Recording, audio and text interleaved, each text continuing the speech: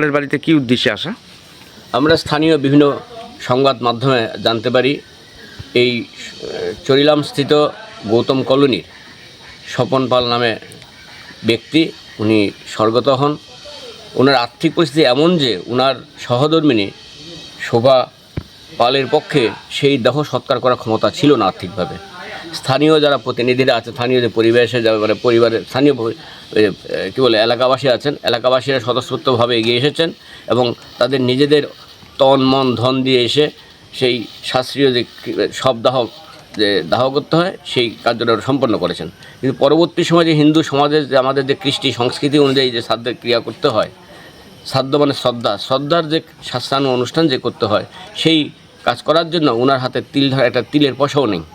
সেজন্য স্থানীয় প্রতিনিধিরা, স্থানীয় যারা পরিবার এলাকাবাসী আছেন তারা এগিয়ে এসেছেন। স্থানীয় গার্জিয়ান হিসেবে উনিও আছেন, ওরা এগিয়ে এসেছেন। আমাদের বৈদিক ব্রাহ্মণ সমাজের রাজ্য কমিটি আমরা দৃষ্টি আকর্ষণ করে আমরা ওনাদের পাশে দাঁড়ানোর বার্তা নিয়ে এসেছি।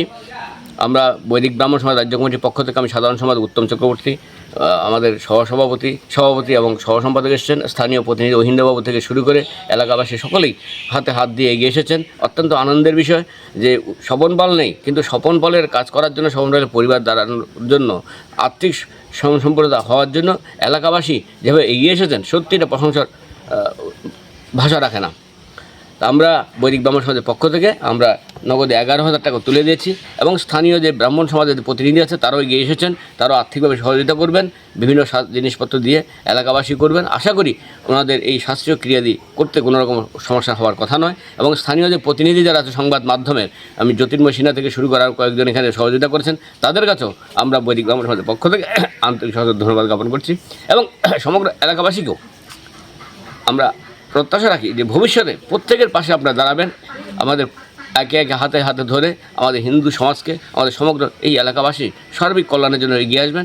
এটাই হবে আমাদের সবচেয়ে মনুষ্যত্বের পরিচয়।